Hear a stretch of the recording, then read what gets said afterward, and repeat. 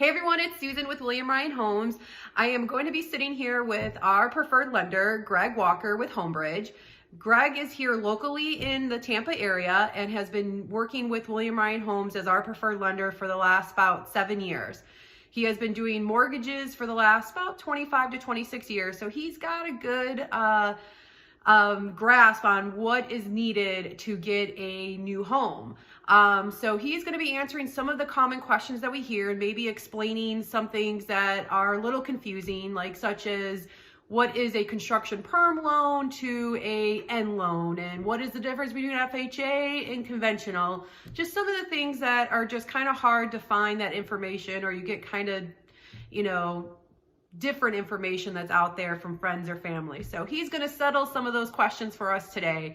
So without further ado, Greg Walker with HomeBridge. Hey Susan. How are you today? I'm good. How are you? Good. I appreciate you sitting down and talking to everybody about the differences and some of the things that are going on in the mortgage world. Sure. Okay. Greg's a little nervous, everybody, so don't be mean. So the first question that we always get is, what's the difference between an FHA loan and a conventional loan? Okay, so FHA is federally insured by the government. Okay. Conventional loans are from the private sector. Okay. As far as qualifying, the main difference is it's a little easier on FHA than conventional. Their guidelines aren't quite as strict. Okay. Credit scores, debt ratio, assets, that kind of thing doesn't have to be quite as good on FHA as it does conventional. So for FHA, just what's a minimum credit score on an FHA loan compared to a conventional loan? Well, the minimum credit score now has recently went up due to the whole coronavirus to a minimum of 640. Okay. That includes FHA and conventional. Okay. Now, the less you put down and with a little bit lower credit score, it may be hard to put like 5% down on a conventional. So okay. FHA, if there's any kind of credit issues, may be the best bet. Okay. And the down payment is only 3.5%. So that can be a good option for first-time home buyers and moderate income type buyers. Gotcha. So FHA is a little bit more lenient on debt to income. Typically, if we weren't in this pandemic, typically the credit score qualifications for FHA are a little bit more lenient than you would see on a conventional loan. Correct. Okay. And then it also is less money down on FHA. Yeah, it's only 3.5% down. Typically on a conventional loan, you need to put at least 5% down. Okay. And the minimum, or the maximum FHA loan limit is $331,760. Okay, and that went up too. Yeah, it did go up recently in January from about $305,000, so it was a pretty good increase. Okay. And then the conventional loans, the maximum loan amount is $510,400. Okay. So. And that's even with 5% down? Yes. Oh, okay. So Yep. you can get basically a $500,000 home with only 5% down. That is pretty, good. Yes. That's pretty impressive. Yeah, but you're restricted on FHA to a little over $340,000 okay. sales price. So there is a max on FHA for as far as sales price. Yes. Okay.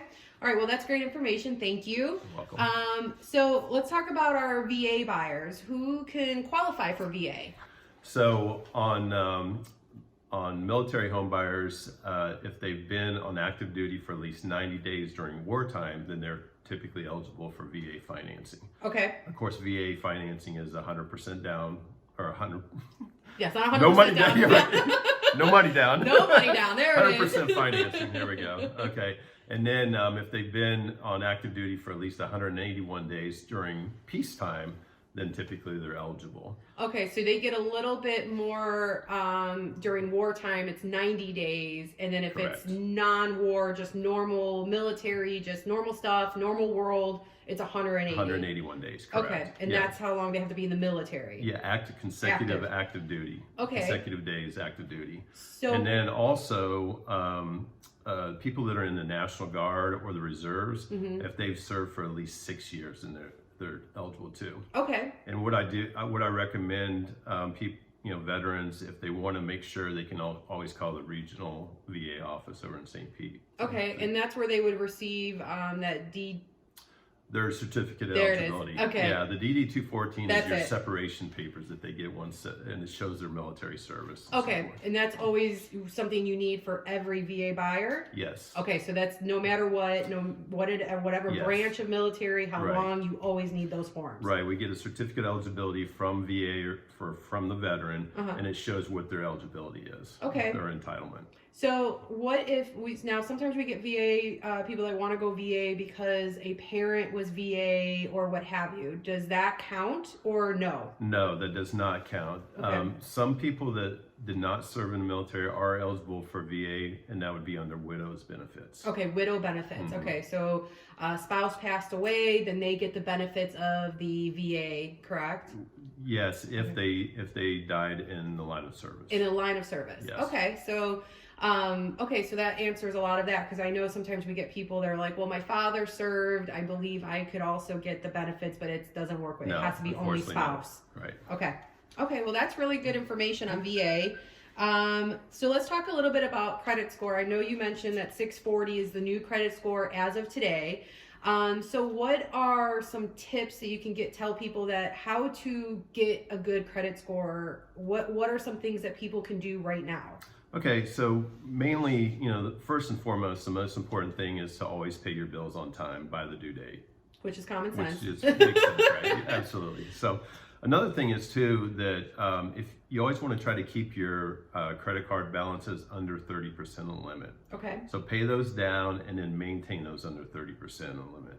Also, if you have any outstanding medical collections or judgments or liens, maybe an old charge off or a car repossessed, you always want to try to settle those with the credit bureaus. So you would call the collection agencies and try to typically work out a settlement. So 0 collections, 0 judgments, pay the credit card balances down under 30%, and obviously maintain a current history.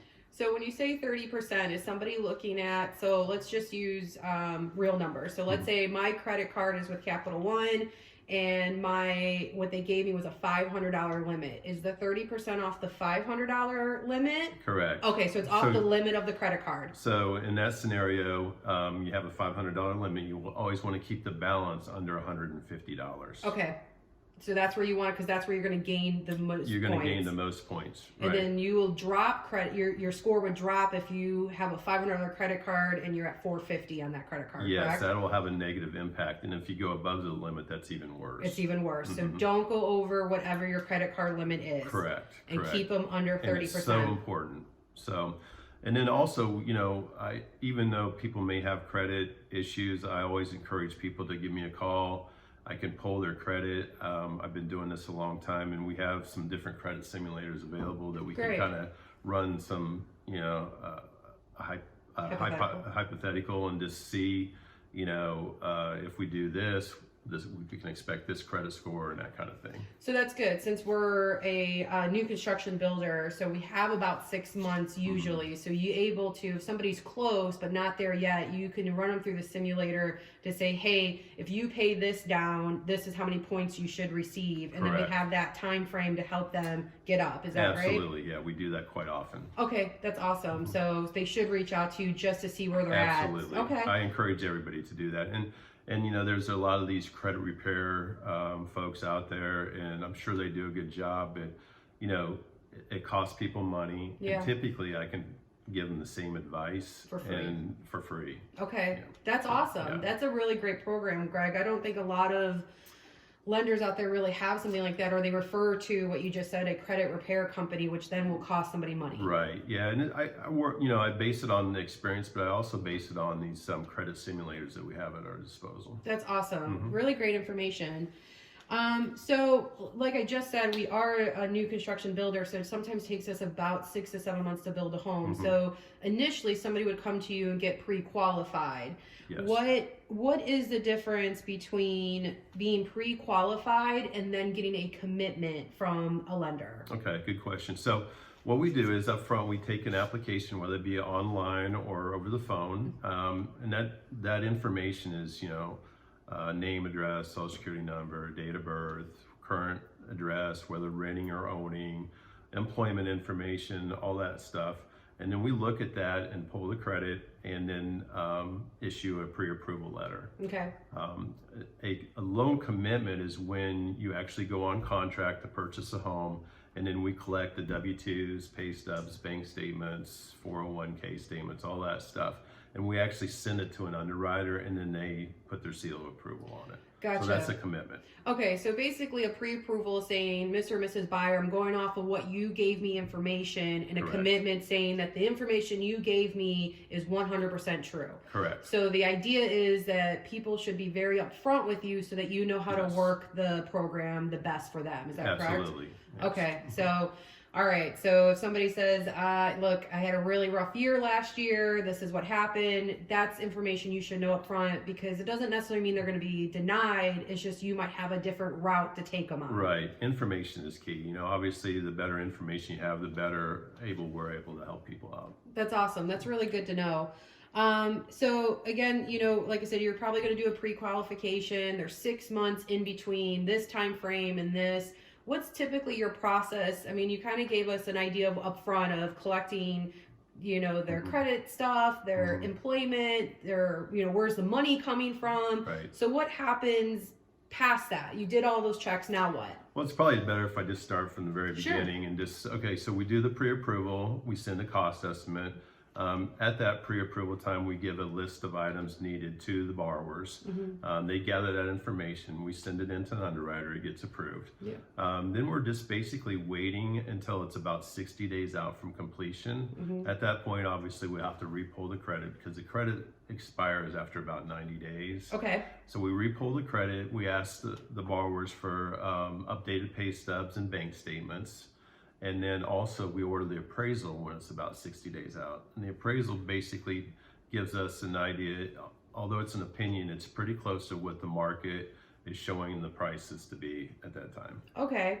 And then you double check to make sure they still have the job they said they were working Yes. at, make sure they didn't go buy a car in Right. between or co-signed a loan, because Right. we don't co-sign. We should never co-sign for Right. a family member or That is friend. true. Great advice. That should be under the credit Yes. criteria. For How many sure. times we've seen that. Yes, absolutely. So yeah, so basically making sure that they stayed the same way that you saw them initially. Yes. 6 months later, nothing Yes. has changed. Yeah, and it's so important, like you said, to not acquire any new debt. And if there is something that you have to buy, for example, if a car breaks down or what have you, it's always best to check with the loan officer just to make sure that everything's okay with that. Yeah, that's a good point. So if somebody was in the midst of buying a home, if they were going to make a big purchase, even if it's furniture with the 0% for 3 years, Yes. they need to call you because that debt is still counted even though the payment's Absolutely. not due for 3 years. Absolutely. Okay, so always call. Always call first, for sure. Ask permission of your Yeah. loan officer. Right. Well, there's a really cool thing that HomeBridge does for William Ryan Homes, and I kind of want you to explain it, which is your rate cap program. So if you could kind of give a breakdown on what that is, because that is a program that HomeBridge does just for William Ryan Homes, correct? Absolutely, yeah. Okay. So mortgage lenders can't really lock into an interest rate until you're about 60 days out from closing. But what we do is we cap the interest rate at a quarter over what the current market is. And then once they're within 30 days, if the rate has went down, then we'll let the customer take advantage of that. So what that does is that limits their exposure to higher rates. Okay. Plus it gives them ability to lock into a lower rate if the rates go down. Okay. So, and typically some mortgage lenders have some form of this long-term rate cap program.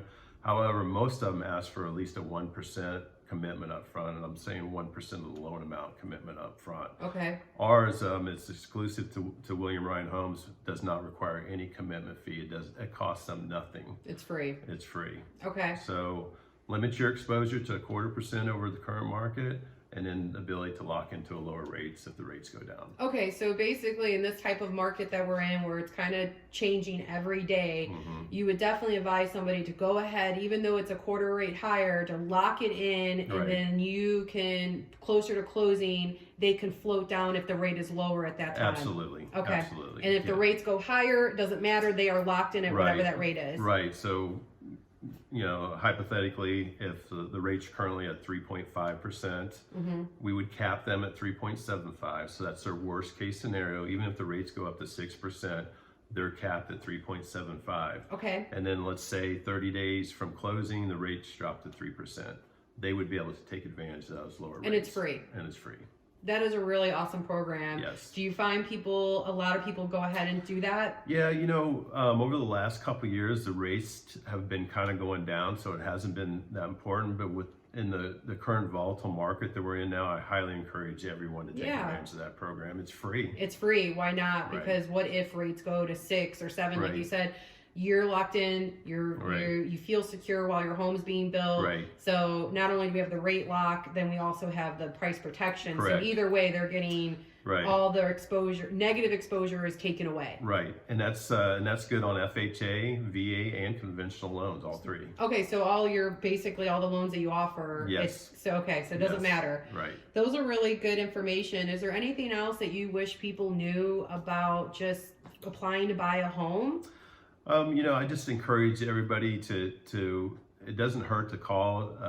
Pre-approval costs nothing. Yeah. It only takes about 10 minutes over the phone or 10 minutes whether they go online and do an application or not. When I pull credit and when I look at their income and so forth, there's a lot of times that I think people are pleasantly surprised that we're able to help them. Yeah, I think some people have a misconception that they can't buy a home based on either what they read on social media, a family or friend. Right. So I really think the advice of just talk to a loan officer. If they're looking at William Ryan Homes, definitely get with you because you're going to tell them the hard truth. Absolutely. Or, hey, if you do this, you're going to be fine. Right. And then, sometimes if they can't qualify right now, I can put them on a program and say, hey, if you do this and you do that, then maybe come back in 3 months or 6 months, they're able to buy a home. And I know that we've had some success stories with Absolutely. that. So we've had a lot over the years. Yeah. So as long as somebody sticks with your program, yes. they can definitely be buying a house if you give them the road, if you will. Yep, absolutely. Well, Greg, you have helped out a lot today. I appreciate your time. My pleasure. And I think I had some of your years wrong. So how long have you been doing mortgages here in Tampa? I've been doing them since 1992, so 28 years. Okay. And I've been working with William Ryan for almost 9 years. Yeah, okay. Yeah. I said 6 or 7, so yeah. I think I blacked out on some of those years. There's a lot of loans. Exactly. Yeah. Well, I encourage everybody to come talk to Greg, and Greg is local here, so he will actually come to the model centers to sit with you to go over stuff. So if it's hard to understand, because this is a lot of information that you throw at people, a lot of numbers. It is. Financing is a real important part of the whole home buying process. And we'll try to make it as easy as possible for your buyers. Awesome. Greg, what's the best number people can reach you at? My cell phone number, 813-230-4294. Okay, that's awesome. Greg, thank you so much again. I appreciate your time. And please, everybody, reach out to my friend Greg. He will get you into a home.